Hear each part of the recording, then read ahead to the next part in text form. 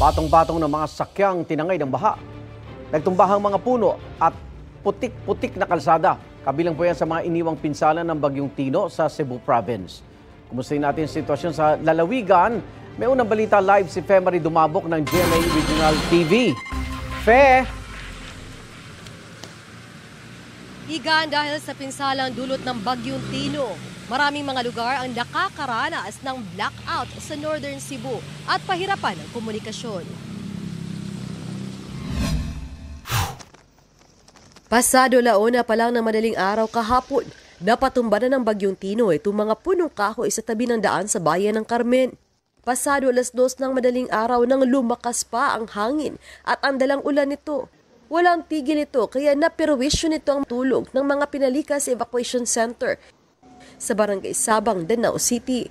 Mas lumakas pa ang hangin at ulan pasado 5:00 ng madaling araw nang maglandfall na ang bagyo sa bayan ng Borbon. Napatumba ang malaking kabinet, mga saging, puno ng kahoy. Natanggal din ang bubong ng isang bahay. Sa kasagsagan ng bagyo, isang may-ari ng bahay ang patuloy na nagkumpuni ng kanyang nasirang bahay. Pasado 8:00 na ng umaga nang humina ang malakas na hangin at ulan. Ito na ang tumambad. Mga nagbagsak ang puno ng kahoy at matinding baha sa National Highway. Sa barangay poblasyon sa lungsod ng Danao, lagpas baywang ang baha kaya hindi ito madaanan ng mga papunta at galing sa northernmost Cebu. Nagmistulang sapa ang National Highway sa barangay Estaca, Compostela dahil sa rumaragasang baha. Ang fire truck na magsasagawa sana ng rescue operation ay inanod ng baha. Ligtas naman ang mga sakay nito. Ang padong kami mag-rescue mo mga 2 hours ago or 3 hours estimated na kung oras. Pag abot na mo ma'am kay amo na lang ang tanggi priority ang katong subdivision kay daghan kayo tawag daghan kay call. Sa to say ma'am dili gid kayo sa fire truck ma'am gianod jud mi tungod sa pressure sa tubig. Binaha ang mga bahay at may bahay na nasira dahil sa matinding baha dahil umapaw umano ang Kutkut River. Sa video na kuha ng isang netizen, kitang tila naging sapa ang subdivision na ito sa Barangay Bakayan, Cebu City. Dahil sa lakas ng agos, naglutangan ang mga pribadong sasakyan. Nang bahagyang humupa ang baha, ito na ang tumambad. Patong-patong ng mga sasakyan na tila malalaking laruan. Sa Barangay Bakayan, umapaw ang sapa at rumagasa ang baha. Naabutan ng GMA Regional TV ang isinagawang rescue operations sa mga residente na naturang subdivision. Inuna ang mga matatanda, may mga karamdaman, bata at babae. Isa-isang nirescue ang mga stranded na mga residente palabas sa kanilang mga bahay. Pagsuod lagi sa tubig yun, amo to kanang alas 4. Diha nagidapita ang tubig ni Saka gig Mayo kay wa gid sila gabantay. Ayon sa mga residente, alas 4 ng madaling araw kahapon nang maramdaman nila ang Bagyong Tino. Dahil sa malakas na ulan, saglit na rumagasa ang baha mula sa kalapit na sapa. Marami sa mga residente ang hindi nakalabas nang umabot sa 10 hanggang 12 talampakan ang baha. Dahil malakas ang agos ng baha, pinili nilang manatili sa ikalawang palapag ng kanilang bahay. Nagbaha og sugod ang kusina ug ang CR, then sunod paspas lang kayo nga ni sirit kay di na mabili ang purtahan.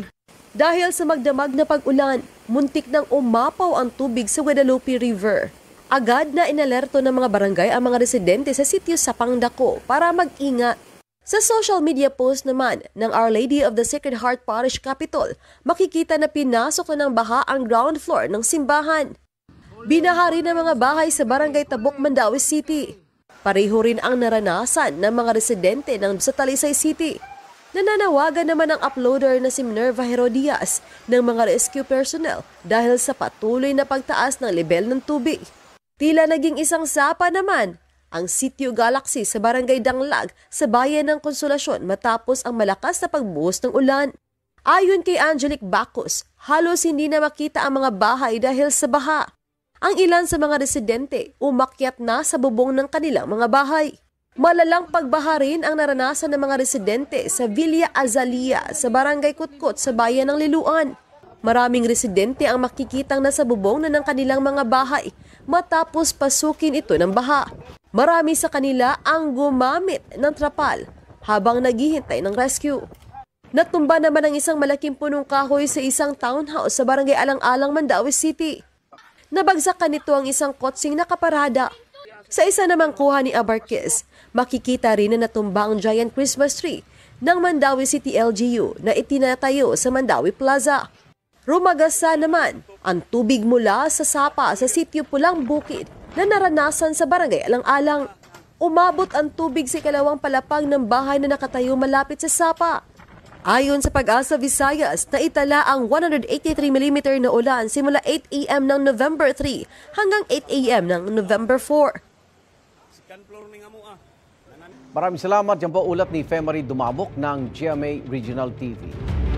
Igan, mauna ka sa mga balita, mag-subscribe na sa GMA Integrated News sa YouTube para sa iba't ibang ulat sa ating bansa.